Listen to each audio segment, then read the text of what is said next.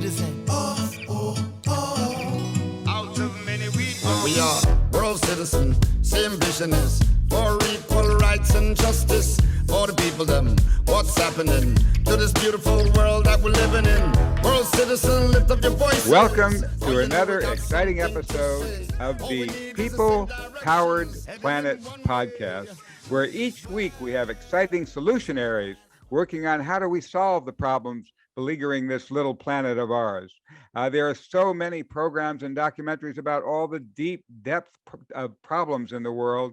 We focus on the solutionaries and how we can inspire a better world for all of us and a survivable and better world. And now we are having a very special event because we have been holding Ban the Bomb Movie Month this August on the anniversary of the Hiroshima and Nagasaki bombings. And we have been having some incredible key people. We've had Jeff Daniels, who made an exciting movie called Television Event about the phenomenal film The Day After, and how with 100 million Americans and 200 million Soviets watching it, it shook up society, turned things around, convinced the president to move from actually believing as generals that he could fight and win a nuclear war, and who were actually egging him on. We actually saw one of those generals in our film, War Without Winners.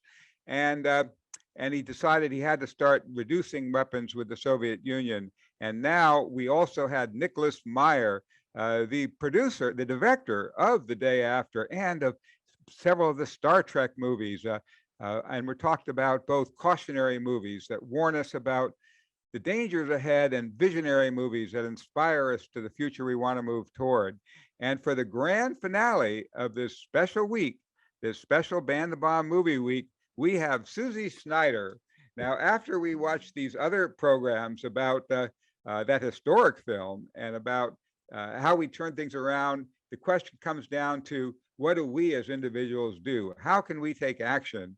And that's where Susie is really one of the queens of action on all this, because she has been involved from the beginning with ICAN, the organization which won the Nobel Peace Prize in 2017 for organizing an incredible coalition of tremendous numbers of people and countries that actually succeeded in passing the nuclear ban that had to have 50 countries ratify to become international law. Well, 66 have already ratified it, so it is international law, and 89 have signed it. So this is an incredible step forward that was launched by ICAN.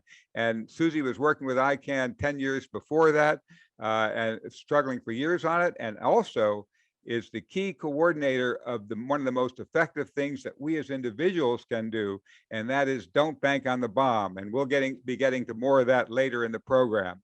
But for starters, let me just ask Susie briefly. I understand that you first got introduced into this whole nuclear issue with a big win. What was that win? So way back when, and first, I just want to say thank you so much, Arthur, for inviting me onto the show. It's great to be here.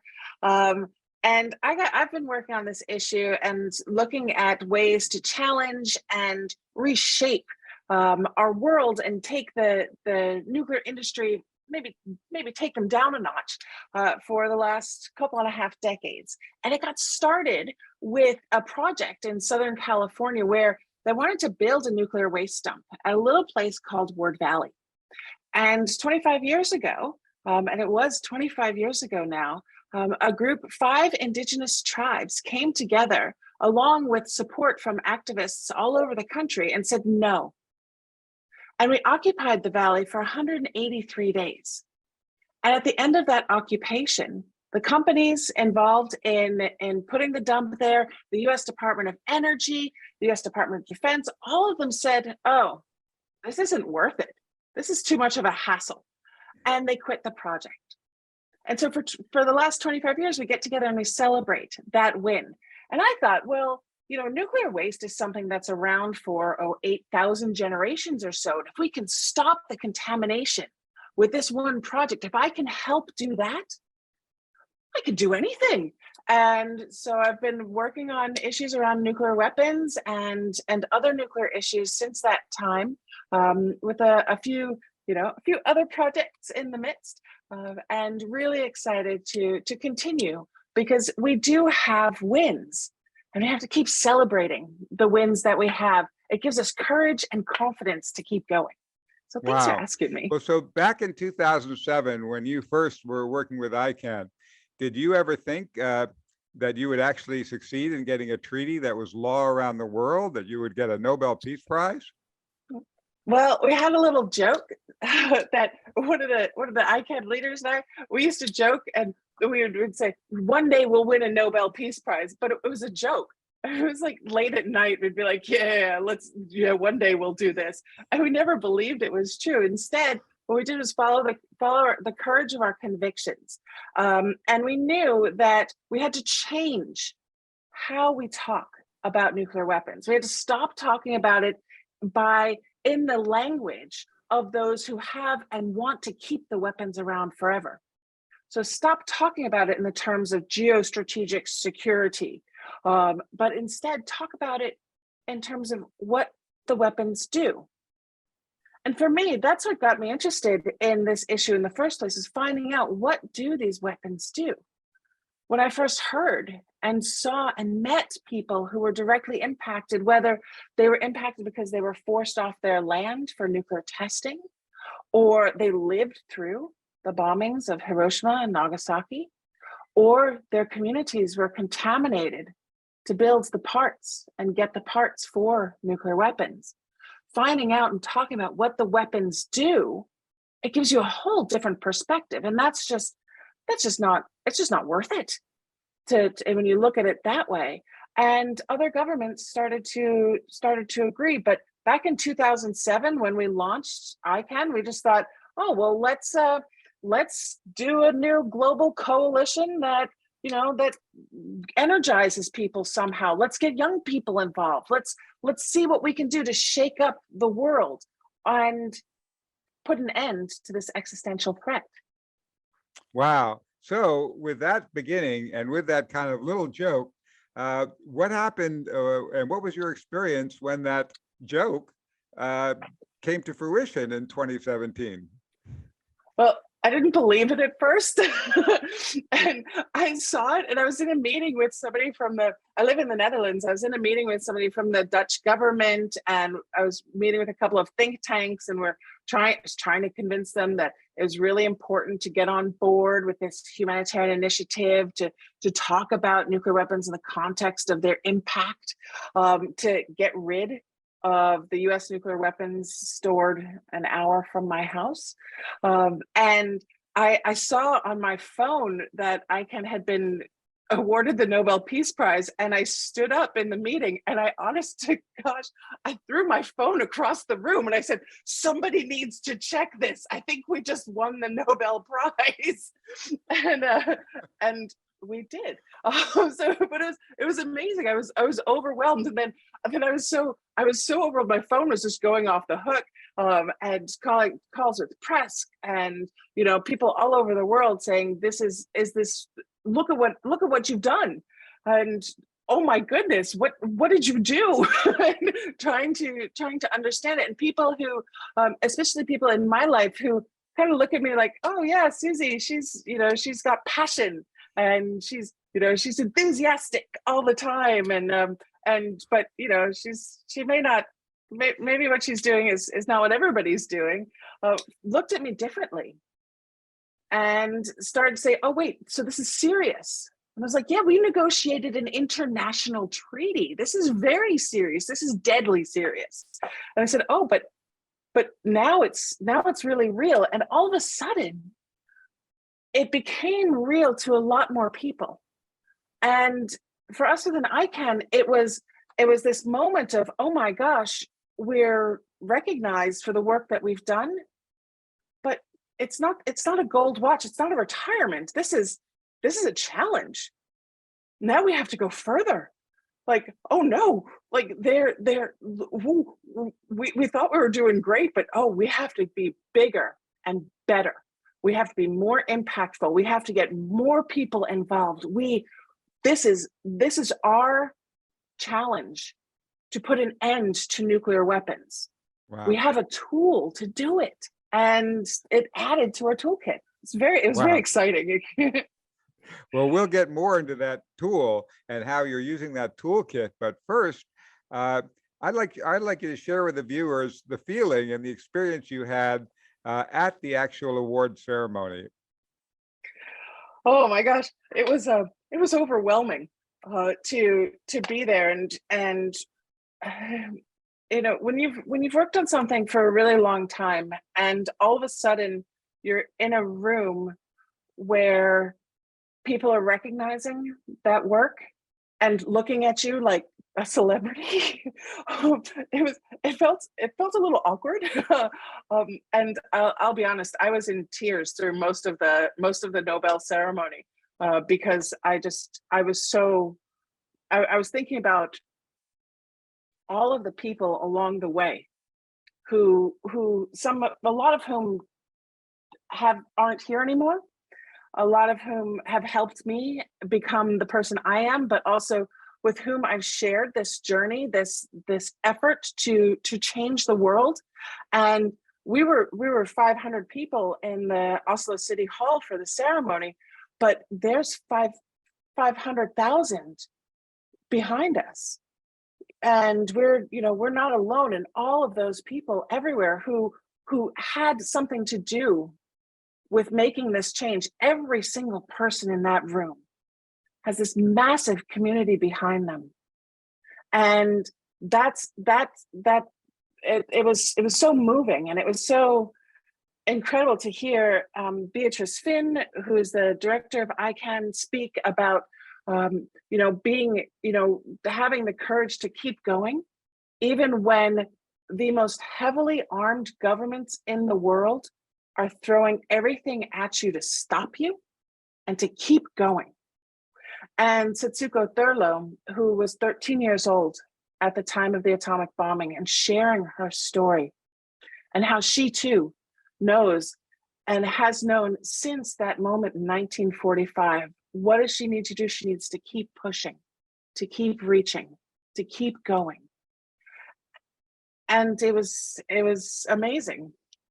And I'll be honest with you, John Legend played at that ceremony, and he played Redemption Song, which is a really powerful, moving song.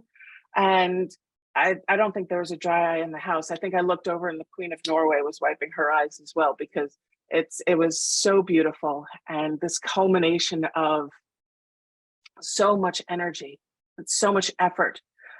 And I looked, and I'll tell you, I looked around, and there were diplomats, there were people from the Red Cross, there were campaigners, students, people who had gotten the call somewhere, somehow, that let's do this, let's work together, and let's make this change. And we've made a big change. And so it's quite an incredible and overwhelming experience. And even now I'm thinking about it and I'm getting choked up again, because it was a moment that I'll never forget. And I'm eternally grateful to have had that opportunity and that experience. So what an incredible experience to get the Nobel Prize. But then how did you feel when you actually had the 50 signatories and the treaty you had proposed became international law? Well, let me tell you, getting a country to sign and ratify an international treaty is hard. It's not like signing a petition. It's becomes part of their national law. And so to get a country to ratify an international treaty means the parliament has to debate it. It means the head of state has to agree. So the head of state has to either go to New York and physically sign the treaty themselves, or send special paperwork to enable somebody else. Like, it's a process. It's serious. And with everything, there's this moment of like, okay, will they, won't they? And we've had several times in the course of the campaign where the instrument, right? So when you ratify a treaty, The parliament, makes it national laws. It's different in every country. And the countries, they create this, what's called this instrument of ratification that has to be physically brought to New York. And so the instrument, where is the instrument? Is it in New York? Who has it? Is it in a suitcase? Like, did it get lost in the luggage? Like, it's all of these different things. And it's, it's just an authorization form in some ways, but it's a significant thing. And the treaty itself is a book. And it's a book that lives in the Office of Legal Affairs. We visited it once, and it was like visiting a holy relic to go and visit the official copy of our treaty, and to get to, we couldn't touch it. We weren't allowed, to touch it. So the special gloves that you have to use, like acid-free gloves, to turn the pages to see the signatures of the different heads of state on our treaty. And it's really, really a potent thing. So with the 50th ratification, we were waiting, like, will they, won't they, will they, won't they? Like, who's it going to be? Is it going to be this one? And we wanted a big group to go in all together, but we also have to actually get them to do it. So it was so much back and forth, and it took a couple of years, but at the same time, it moved pretty quick. Like, other international treaties take a long time, and other international treaties to enter into force, to become binding international law, like, the barrier is not always this high. 50 ratifications is quite high for an international treaty to go into force. So when we got that 50th ratification, it happened kind of late New York time, but it didn't matter, because we just all jumped on a call together, like a Zoom call, and said, oh my gosh, here we go. Now we have 90 days to plan the biggest party ever, the day for when it enters into force, because it was the deposit of the 50th instrument, and then 90 days later that it actually becomes binding on all those countries that signed it, and that ratified it. So we just got everybody who was able to get together and say, all right, what are we going to do? Let's plan stuff. And it was also a global pandemic. So it's not like we could physically all hang out and meet and have a big party together. Like, it's a little different to organize in the time of a pandemic, and where you can't necessarily have so many meetings, you can't hold events. It's harder to reach people. Yeah, That's how I managed to do it. Yeah, and so it's super exciting. There's been a lot of Zoom. Well, we all like Zoom. It's so exciting and heartwarming to have you give us this insider experience of what you've gone through, and just made it so vivid.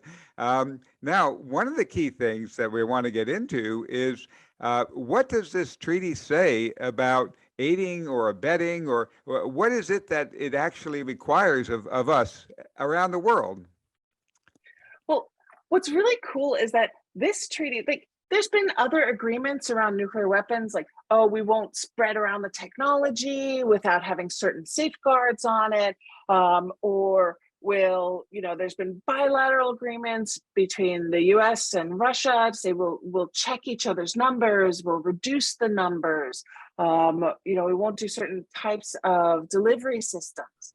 So there's been a few other treaties, but this is the first time ever that nuclear weapons are comprehensively prohibited. And that means any country that joins it can't make them. And that's, it's manufactured, develop, can't do that. It can't possess them, can't stockpile them, and it can't use them. It can't deploy them. It can't threaten to use them, and it absolutely can't use them. And if they do use them, every other treaty member is responsible for coming together and helping those who are harmed. So it's a huge non-proliferation tool as well. Because if I sign up on this treaty, I'm going to do everything in my power to prevent nuclear weapons from being used, so I don't get caught with the bill for cleanup later, right? Like, it's not easy to clean up where a nuclear weapon has been used. And what does it say But about to your aiding and question, abetting? yeah, so this it's also within the treaty. Not only are these activities using nuclear weapons prohibited, but any form of assistance with those activities is also prohibited. And so that means in some jurisdictions, depending on how a country is organized, a lot of places it's criminal. And if you help somebody make nuclear weapons in that country, you can be prosecuted and go to jail, or be prosecuted and have to pay, whatever the criminal justice system is like in that country. If you are within the private sector and you're helping to make nuclear weapons, for example, if you're financing the companies that are building key components for nuclear weapons, or you are on the board of the companies that are building key components for nuclear weapons, and you're also contributing to the production, the manufacture, the development of these weapons, and that is prohibited under the treaty. And that gives us a great tool to talk to people about and to say, this is big. And this is where the idea, this norm that nuclear weapons are unacceptable, meets the law of nuclear weapons being unacceptable. And it comes together in a way that is, I believe, truly powerful and opens the door for stakeholders that are not traditional stakeholders, usually treaties or governments, and maybe whatever they're looking to regulate. But this opens the door for anyone to get involved and to take steps to help build the norm and implement the treaty and commit to abide by the treaty. Wow. Abide by the treaty and commit to the norm. You're saying that in every jurisdiction, this is international law right now. It's international law all over the world, but we don't have a system of courts at the global level to enforce it. So since most of the enforcement is inside countries, and the 9 actual nuclear countries haven't ratified it, they're not enforcing it. But it's still binding on all of us as citizens of the world. And that's the key idea of our people-powered planet and of our film, The World Is My Country, that Gary Davis starred in. And that is that as citizens, we are not just citizens of our nation, we are citizens of the world. And as citizens of the world, it's our responsibility to enforce international law. We can't just sit around waiting for the governments to do it, because the governments that have these weapons are too bought off by the military industrial complex, by the fact that this very small number of manufacturers involved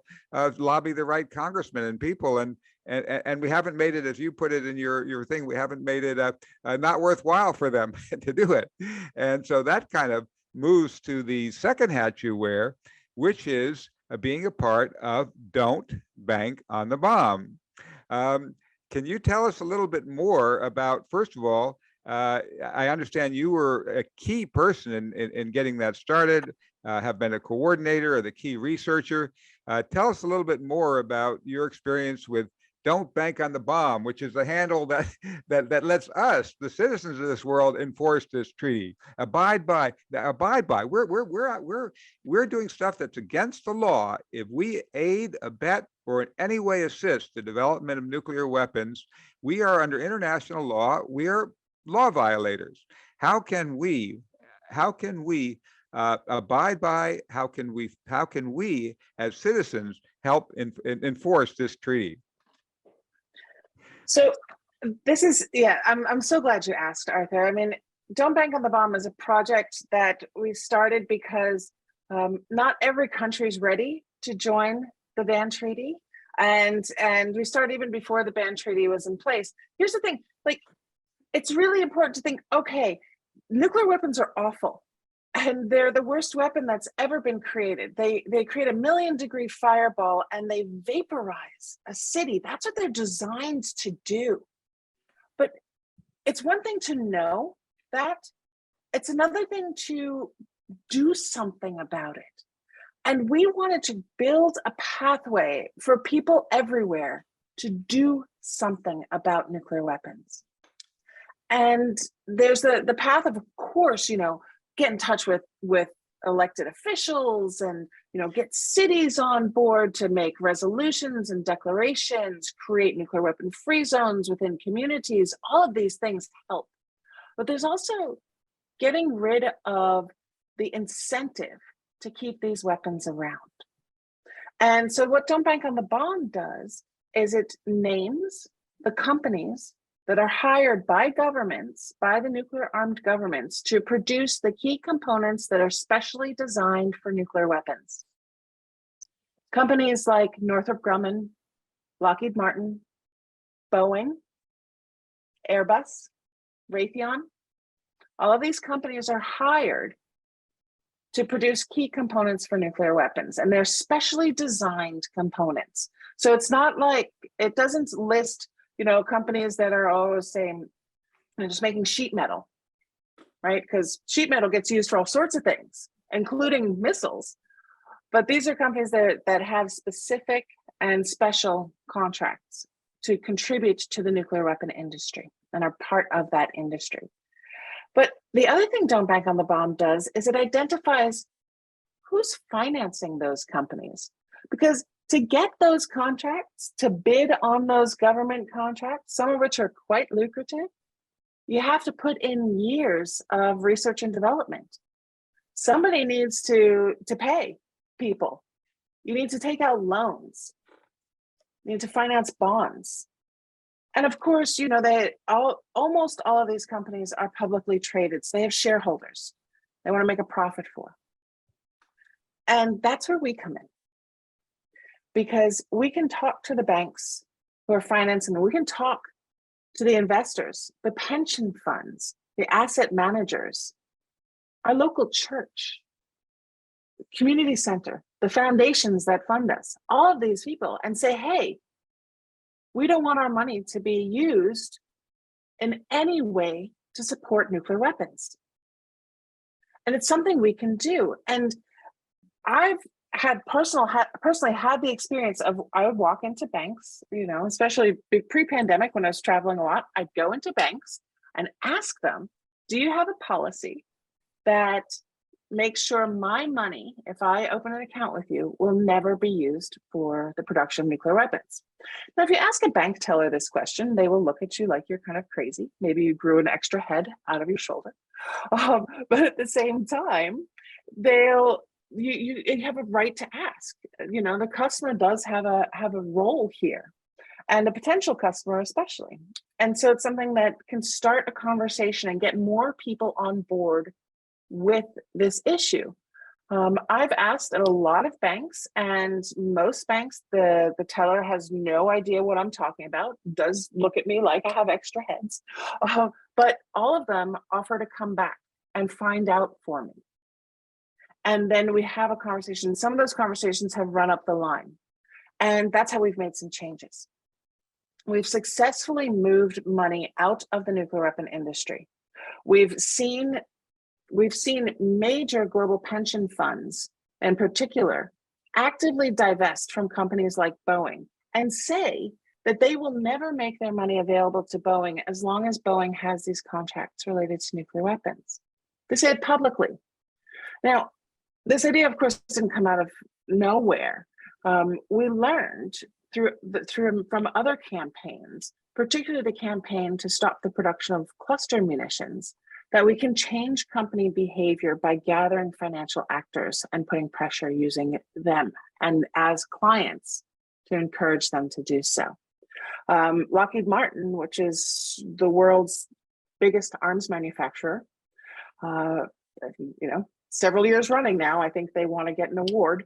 But Lockheed Martin has stopped making cluster bombs because they were cut off from investors. We can change Lockheed Martin. We can change Boeing. I mean, right now, their annual turnover from nuclear weapons is less than 3%. It's not in their interest to be red flagged like this and to be excluded. And that's one of the things that we work really hard to do. And because people have their own investments, a lot of people don't do that themselves. They use mutual funds or have investment advisors. It's a question. And again, change is only made when we have conversations, right? Nothing happens without talking to other people. And we want to make sure that people who ordinarily don't think or talk about this issue have space to do so and get on board and learn a little bit more and then make some changes. And we've been pretty successful with this campaign so far. Mhm. Well, I love what you said about changing the conversation. And of course, that's one of our central functions here at the People Powered Planet podcast. And that is that very often we've thought, okay, treaties and all that, that's all for governments to enforce. And, you know, of course, in the language of the treaty, it says it's binding upon the members who are ratified it. And it doesn't say it's binding on the nuclear nations. But the conversation that we are creating and starting is that we, as citizens of the planet, we have responsibility to enforce international law. That something is the law, that we don't sit around and wait for governments to give us permission. You know, Gary's whole idea about creating citizen-based governance, the Declaration of Independence wasn't called the Application for Independence. They didn't go to Britain and say, oh, please, could we have an independent country here? It was a declaration. We, the people, declare it and do it. And I think part of what we need to move toward is declaring and doing that we are actually the people who have the responsibility and the capability and the only ones who can begin to enforce international and moving toward world law at the global level. So let me ask you, is it more powerful when you are contacting, you know, a bank official to not say, I don't want my weapon, my money going into these weapons, or to say, it is illegal, it is against international law to be aiding, abetting, and in any way helping these weapons? I don't want, you know, are our funds going for this illegal activity? How does that impact and empower the work you're doing? Well, it has had a big impact. Now there's of course the Vienna Convention on the Law of Treaties, right? Which says that a treaty is not binding on a country that has not signed or ratified it. But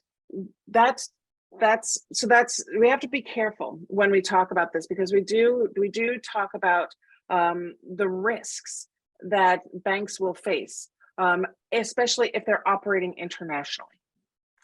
And this is where we have some good work. Like, this is 66 countries that are on board the treaty.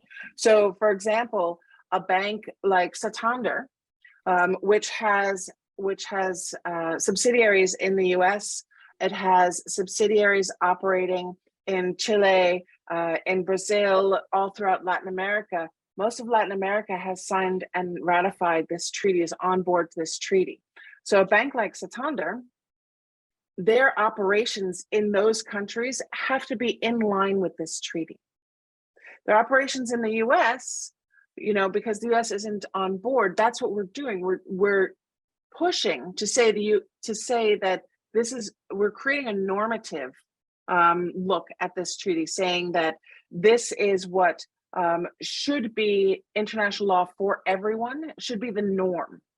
And that's what we're building for. So I want to, you know, be a bit careful when we talk about it and how we talk about it, just because there is a risk. There's a regulatory risk for these financial institutions should the country that they're operating in decide to join the treaty. There's an absolute risk there. Should a country where they have a subsidiary or a joint venture or another project be in where they've ratified the treaty, there's a problem there. And that risk is something that they have to consider. And they have to not just consider it for themselves, they have to report out on all of the risks that they're facing. And so there is a regulatory risk for financial institutions that are supporting the companies that are involved in the production of nuclear weapons. And one bank in particular is a bank that's operating in the South, say the kind of northeastern US, the PNC Bank. And it's initially in Pittsburgh. And shareholders at PNC Bank have been bringing resolutions to shareholder meetings of the bank, saying we're really concerned because this treaty means that this tiny, it's 0.3% of PNC's overall investments is in the companies that are making these weapons, that are doing this activity that is prohibited under international law. And so that's a risk. And it means that this is now a risky company for us to do business with. This bank is risky for us. So it's really good to talk about the context of risk, and in the context of what is prohibited under international law. And I think that it's a very nuanced slight difference, but I want to make sure to be very careful, because I've had a lot of calls from financial institution lawyers over the last few years who are nervous about this risk. What does it mean for them if they have operations in countries that are on board the treaty? How does this come back? And who really want to make sure that they're operating in a way that they're reducing their risk. Financial institutions are not risky. They are risk avoidant. And that's where we have a good hook, because nuclear weapons, the existence of nuclear weapons is a global catastrophic risk, right? We're talking existential threat, accident, miscommunication, it's a horrible weapon. But it's a risk to the bottom line when you're doing business with the nuclear weapon industry. And that's where we gotta keep coming back at them and saying, yeah, there's this international law that exists. Anything we do that even makes it look like we're violating that law is going to look bad on us. It's a reputational risk and it's a potential regulatory risk. And I think it's great to keep coming back to that over and over again. I say it all the time. Nuclear weapons are risky business. They're bad business and they're unnecessary. They don't do anything for anyone. Wow, that is fabulous, and I love that you've got that hook that that this is their bottom line, that they have to notify people if they're doing a risk in any of these other countries. On your website, where we go to, tell us a little more about your website, where we go to identify whether our bank is involved in nuclear weapons and how, and do you on that website flag which one of these companies actually do have any operations in areas where it is illegal and where this is actually a current legal risk to these companies?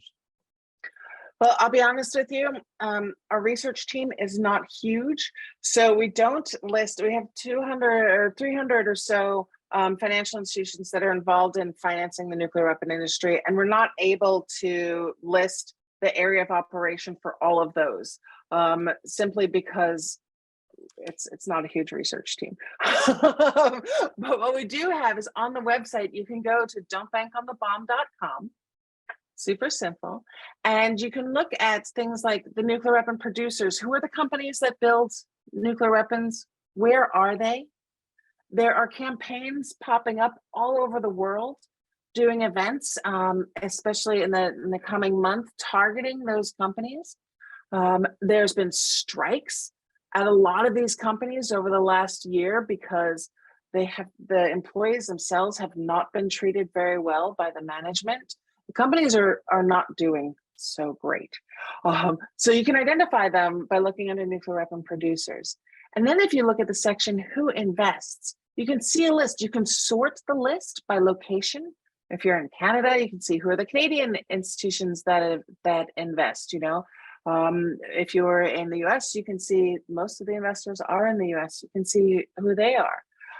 We're very lucky to have partnered with an organization called As You Sow over the last years. And if you're an investor yourself, if you have maybe funds, maybe money in a mutual fund or a retirement account, As You Sow has done that extra level of research to identify where those investments lie, which is a different level than looking at the banks or the pension funds directly. And you can also see if financial institutions operating near you maybe have a policy that say no to these types of investments. We have seen, since the ban treaty went into effect, since this exciting entry into force, we've almost doubled the number of financial institutions in the world that have made explicit policies to say no to any sort of investment in nuclear weapon producers.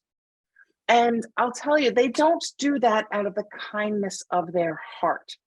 They do it out of a cold, calculating assessment of what is in their best interest.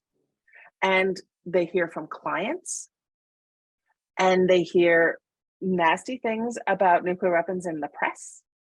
And they say, okay, this is bad. They hear positive things about the ban treaty and say, oh, let's avoid future risk and take the step now. We have 101 institutions that have said no.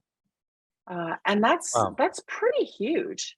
Wow. And we can find that 101 on your website and switch our money to them if we want to, right? Absolutely. Well, pretty soon we're going to turn open to questions, and we're also going to start that question period by tossing out an idea that Melanie and I are proposing about a way that we can move beyond the petition to actually a declaration that we are complying with international law as individuals, and she'll show you that in a minute. But before we do that, I want to ask you one more question, and that is, which are the companies producing nuclear weapons which not only we can withdraw our funds by withdrawing our investment, but which have consumer products that we don't want to buy, because by buying them, we're aiding and abetting this illegal activity?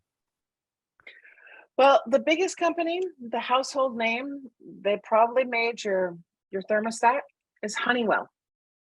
And I'll tell you, those consumer boycotts are extremely powerful. In 1979, General Electric was producing key components for nuclear weapons.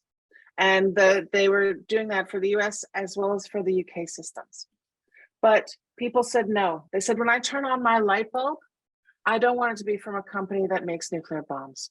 So there was a massive boycott of General Electric, and General Electric turned around and said, nope, not worth it. And they stopped. And that was huge, that moment, because not only did it remind us as individuals that we have power. So we have power as consumers, we have power as citizens, we have power as people. But it also got this company that was heavily involved in the arms industry to change course. So right now, you're not gonna find cars made by Rostec. Rostec makes nuclear missiles for Russia. What you are gonna find are consumer products, thermostats, humidifiers from Honeywell. And you can find an alternative because they're out there. And you can also let Honeywell know, I don't want to buy from a company that helps pave the way for nuclear weapons. I don't want to buy from a company that's involved in an industry that could end life as we know it. Because I think that's a really important piece as well. It's what we do, but also how we talk about it and what we tell others. None of us are in this alone. Wow, well, that is so powerful, Susie, and thank you so much. I want now to turn it over to Melanie to, first of all, share with you the declaration of compliance with the treaty, and then also to turn it open to questions by all of you. Susie, you are incredible. The work you're doing is some of the most important work on the planet. You found a very powerful way to actually move from protest to power. And I really salute you for that and the work of your organizations. And with that, here is our producer, Melanie Bennett. Thank you, Arthur. And Susie, yes, Arthur, the word, yes, I agree. Power, power. If you do not feel powerful from listening to what Susie had to say today, I'd be very shocked. So Susie, thank you so much for that. We are doing it. Let's just put it that way. We are stopping nuclear weapons. We are eradicating them from this earth, and jump on board and help. Let's get it done sooner. Sooner, better, sooner than later. Let's just do it. Take the time. It's not that hard. If you don't feel viscerally the importance, watch the day after, watch television events, get into the mood. You got to jump on board because it's happening, and you want to be able to say to your grandchildren or your nieces or nephews or whoever, hey, I helped. I was one of those people that got rid of the money. I didn't know I was giving money to nuclear weapons. I didn't know my bank did that. Ooh. So I switched, I changed, I helped out. So you want to do that. And what we have, like Arthur said, we have something very special that we, the world citizens, can do to endorse and actually enforce this TPNW treaty, the treaty. Let's go to it right now. I'm going to share my screen and just show you really quick. You just go to our website, theworldsmycountry.com/endorse. See that up there? This is it. Let's all do this. Let's all do this today. You could do it right this second, but you want to make sure you read all the things you're signing. It's very simple. It's just the fact that I'm honoring the ban, the TPNW. I will stop funding nukes. So maybe you have a Honeywell product. You're going to boycott Honeywell. You are going to go to don't bank on the bomb. You're going to look and see what your bank is doing. You're going to talk with them. You're going to perhaps maybe move banks. You're maybe going to find out on your funds. There's weapon-free funds. It's really fun to do, actually. You take your fund, whatever fund you have, you put it into the search bar, and it will give you a grade on your funds, A, B, C, D, E, F. And if you get an F, just like in school, that's no fun. So go ahead and go to this world citizen endorsement of the TPNW right here, /endorse. Sign it today.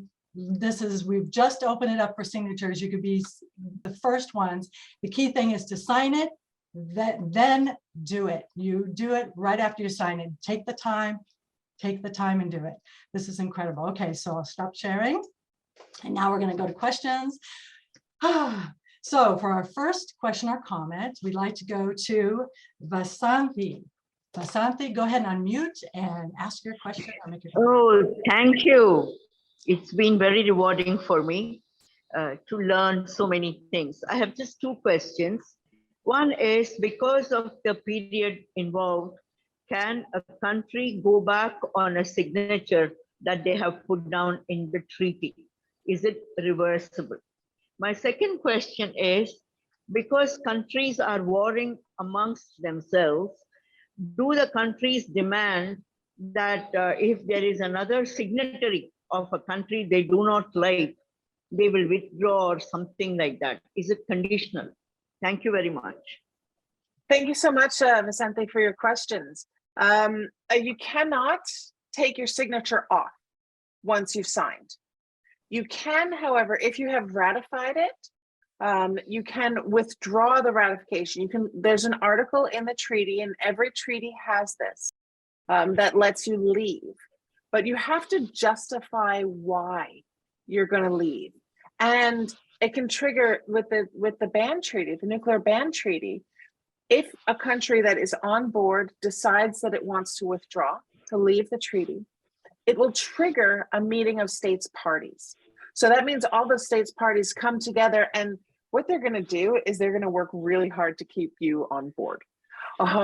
And there were a couple of countries during the negotiations that said, let's figure out how to make it conditional, signatures, ratifications, let's make entry into force conditional on there never being another nuclear weapon in the world. And overwhelmingly, the government said, no, either you're, forgive my quote here, but either you're with us and you're against nuclear weapons, or you're against us and you're with nuclear weapons. Pick. And really put countries on the line, make a decision. And that's something else this treaty gives us. It gives us clarity. Yeah. Is a country on board or not? And if not, why not? And it forces them, and this is what we see all over the world with this campaign, it forces them to answer questions in parliaments, from citizens in the press. Why are you not supporting the end of nuclear weapons? And so that's really helpful, but it's a great question. And it is a very difficult thing because countries do engage in conflict and are at war with one another. And, you know, that's something that's everybody's concerned about, but nobody wants it to escalate to a nuclear war. Yeah, exactly, exactly. And I love that. So it's like people get together. Hey, why are you leaving? Ah. Okay, that's great. Now we want to go to Jean. Jean, go right ahead with your question or comment. Hi, thank you so much, everyone. And Susie, you are such an inspiration. My question is, how can we magnify the fact right now that Gorbachev has passed away and he's in the news? And I didn't realize that he won the Nobel Peace Prize in the late 80s. And so many of the youth who were born after 1985, they're on board for climate, but they're not on board for the nuclear existential threat that we're facing today. And if you could comment on that and how we could get the Russians to love him as well, since so many had lost favor for him. And then also how many countries have not signed the treaty? Thank you. Great. Thank you so much, Jean. It was kind of a blow to hear about Gorbachev's passing. I'll be honest, because in 1986 at Reykjavik, Gorbachev and Reagan met and said, let's end nuclear weapons forever. We can do this. And unfortunately, it didn't happen because some people said, oh, maybe it's not the best idea. There were a few lobbyists that got involved there, I think, that said no. But Gorbachev's, this momentum and this occasion of his passing is a time to, I think we can use this in a couple of ways. We can talk about a couple of ways. One is we can talk about the fact that he did help set the stage for I'd say the elimination of half the nuclear weapons on the planet. The negotiations that took place in Gorbachev's Soviet Union and the United States at the time, that brought the numbers down. And it got rid of half of the nuclear bombs in the world. And that is amazing. And we should comment, and there's news articles around the world today about Gorbachev's passing. Very few of them will reference that. We can write letters to the editor where we see those articles and say, hey, let's remember this. Let's finish the job now. And on this issue of climate change, I have a very good friend who I met when he worked for Gorbachev's organization, which was focused on preventing the spread of chemical weapons and addressing environmental impacts of climate change. Gorbachev was also on board with this issue. And that's something that not a lot of people know about. It's very late in life. He spoke about it all over the world. I remember seeing him speak in New York, and I called my mom immediately afterward and said, I just saw Gorbachev. It was celebrity. It was amazing. And so I think we can make those connections there as well. Unfortunately, Gorbachev is heavily vilified in Putin's Russia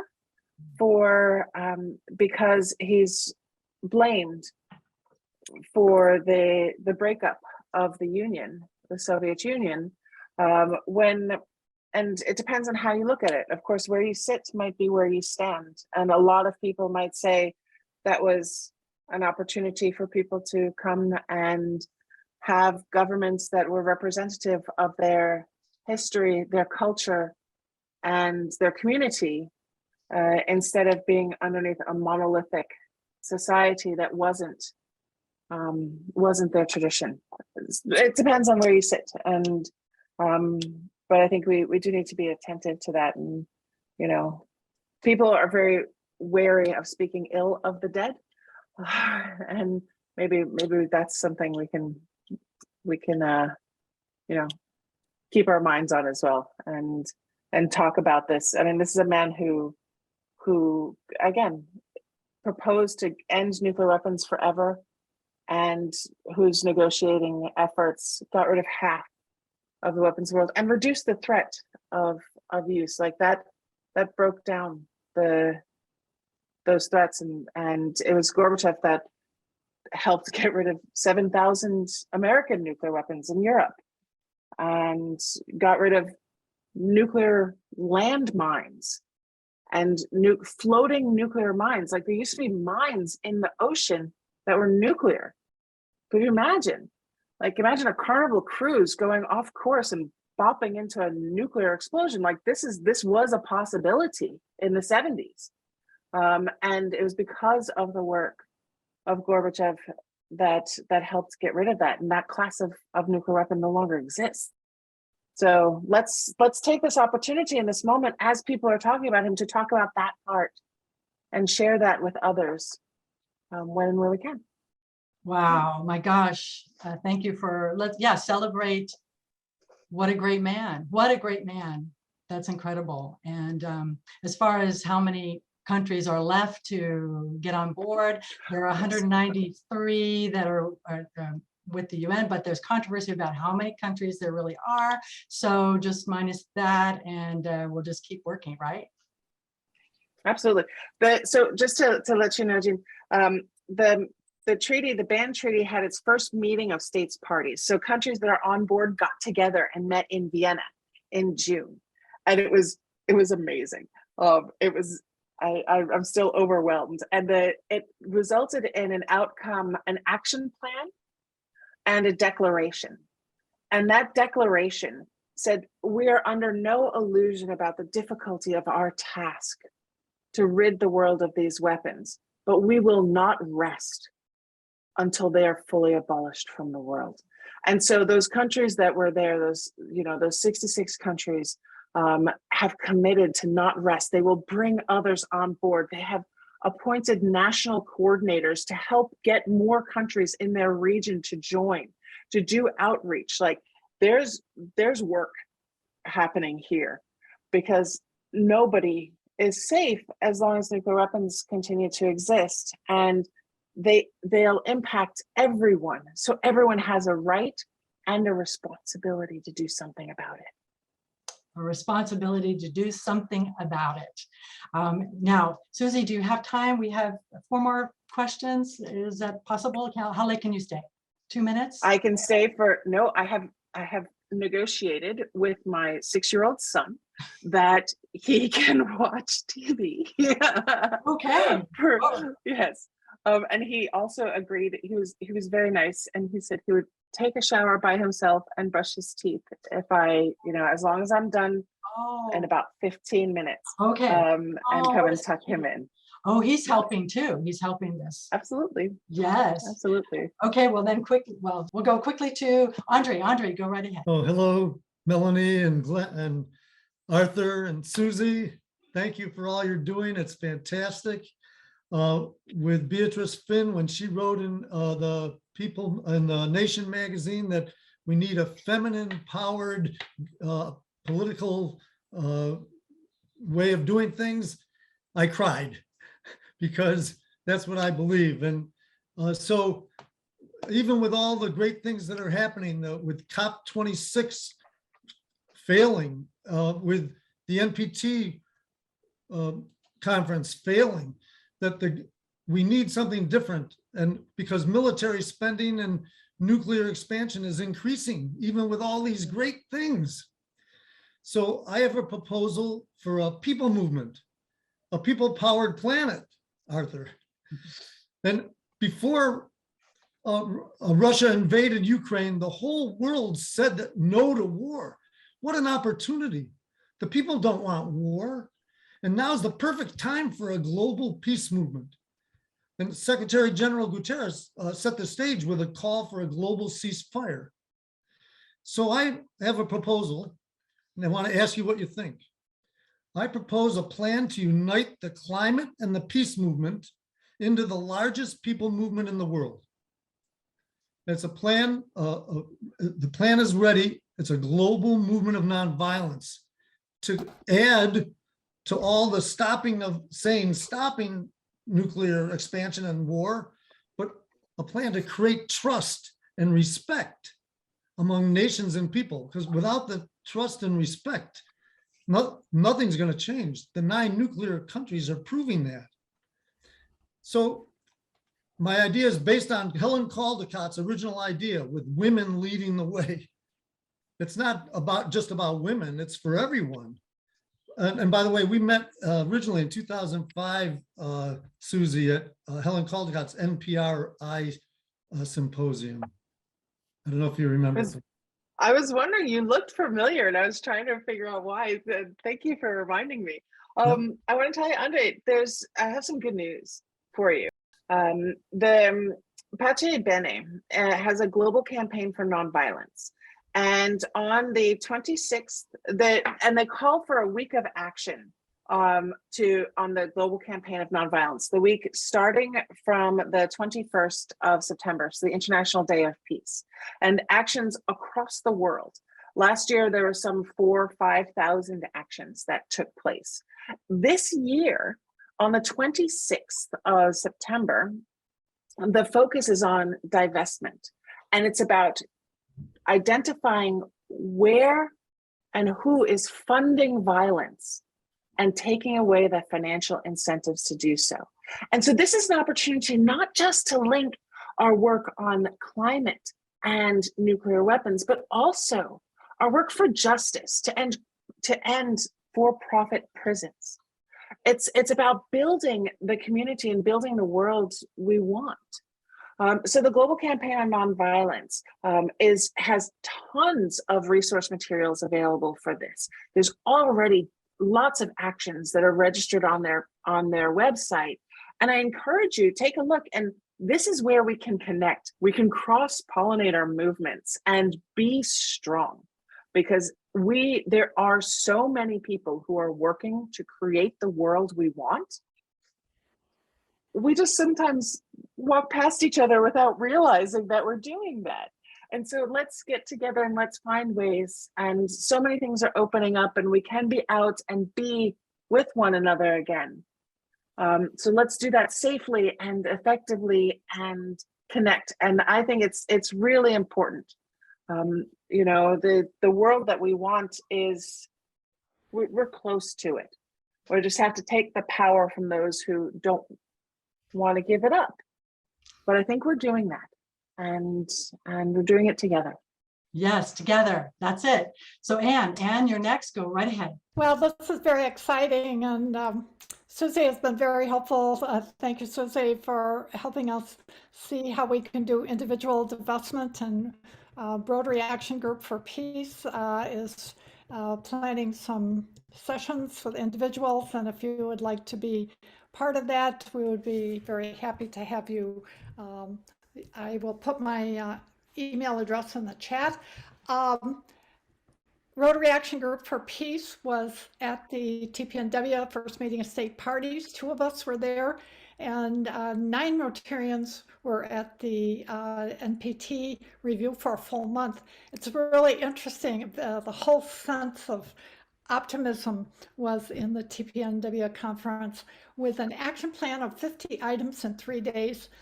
And the nuclear nonproliferation meeting ended in a failed consensus report.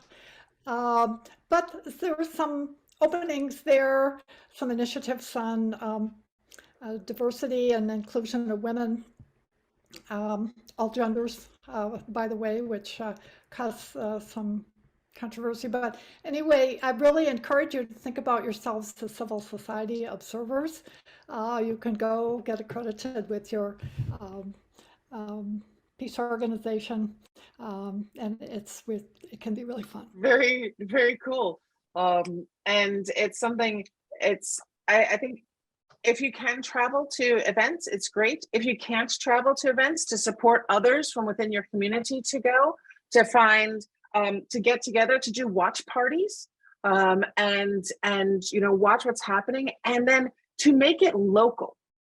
My first involvement with the Non-Proliferation Treaty, Conference, was holding a session at a coffee shop in the community where I lived, just to talk about it and to say, hey, there's this international treaty that obliges the United States to get rid of nuclear weapons, but they're not. What can we do from here about this? And, you know, it was 15 people, and we got together and we decided we were going to hold a parade. And so we found a marching band and we did a parade to draw attention to nuclear weapons issues. And it started something. Some of those people are still involved now. So, you know, think about different ways, because there's a lack of equity and resources around the world as well. So we've got to think about how we can support things and support one another in doing this type of work, and doing stuff where you are can also be really fun, because that coffee shop gave me free cookies for the next 6 months. It was amazing. It was totally worth it, because I like cookies. So see, benefits. Okay, real quick, we'll go to Bonnie. Bonnie, if you could be quick. Thank you very much. I have 2 questions. Have you guys been working with the Comprehensive Nuclear Test Ban Treaty Organization? yes. To be short. And then the other one that I'm trying to understand, you made a statement touching it very briefly, having to do with other nuclear products. I'll use that word. That wasn't the right word, though. The nuclear plants, like what's going on right now between Russia and Ukraine, and possibly doing something with that plant that causes a nuclear explosion within the immediate area, kind of a Chernobyl type situation. How does your treaty involve that, and are you currently doing anything with communications with Putin, because we have an actual situation going on? So the nuclear ban treaty does not talk about nuclear energy or nuclear power plants, because it's focused on nuclear weapons.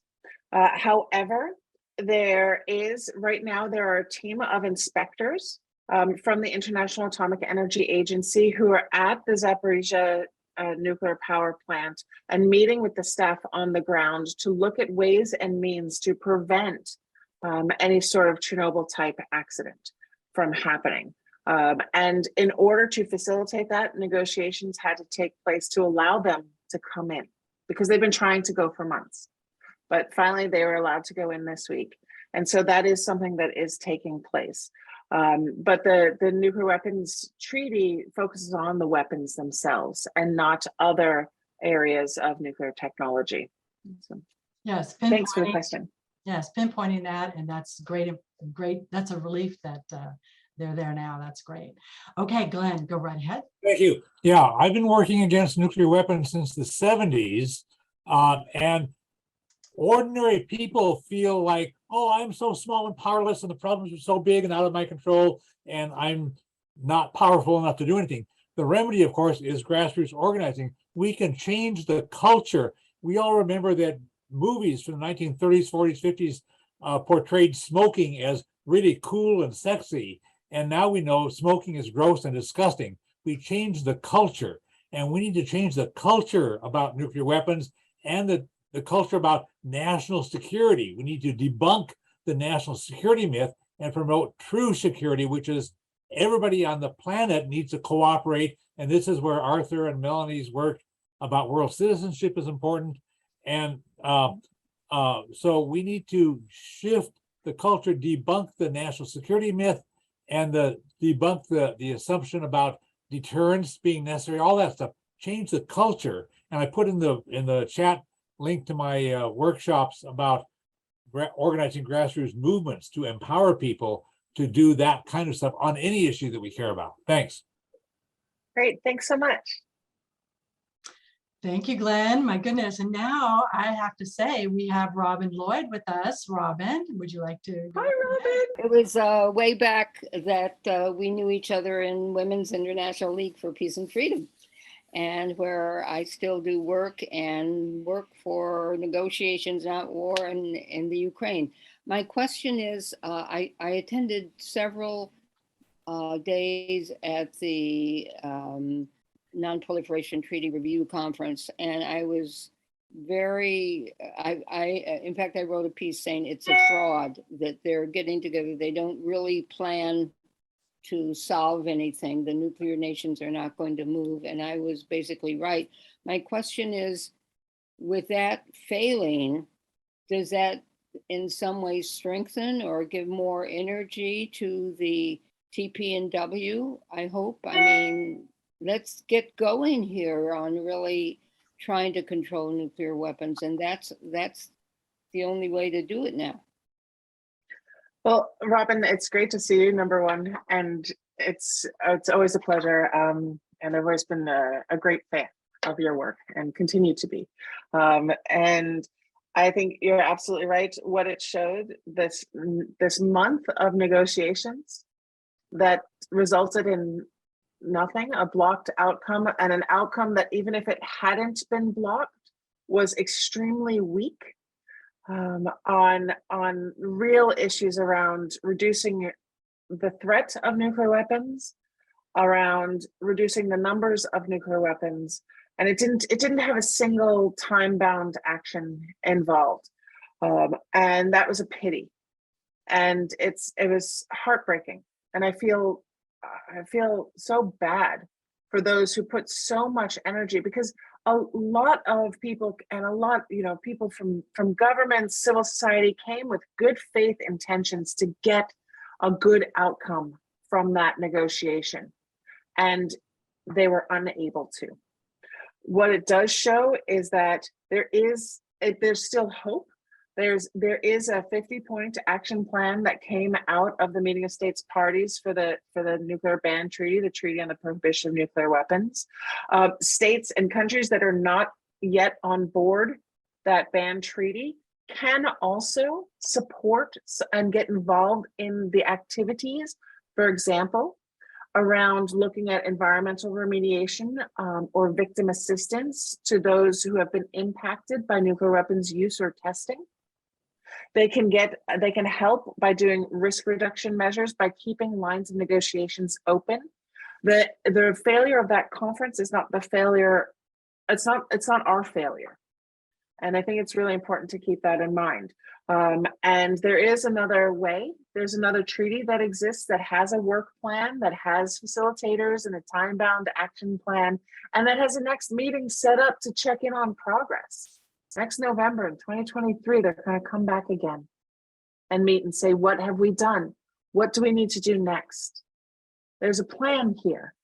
So governments that want can join onto that plan. Individuals who live in countries that aren't going to get on board that plan, we can do other things to help build up this norm.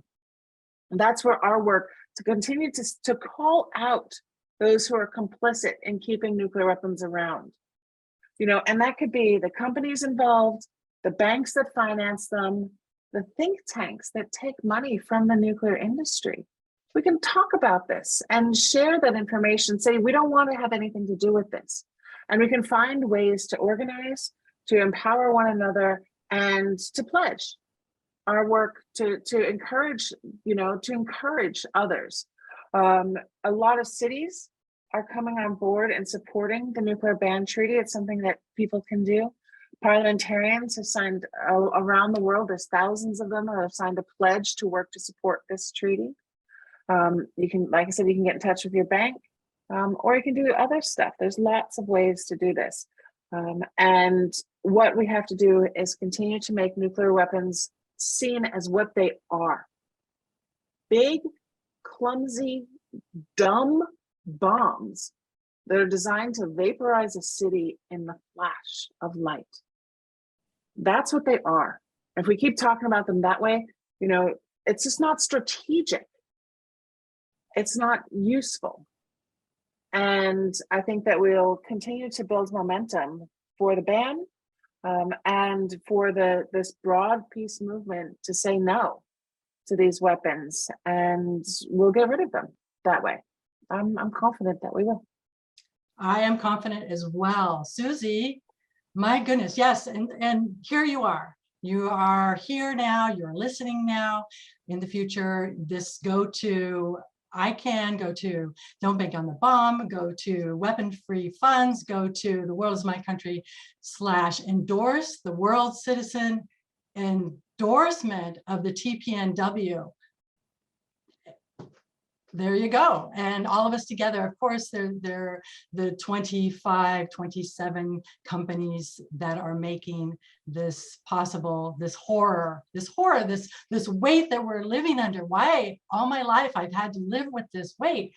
And I'm, as they say in French, ras-le-bol. I'm fed up with having this on my shoulders. And I hope you are too. If you are, take action, do it now. Susie, you're so encouraging, you're so powerful. We are powerful.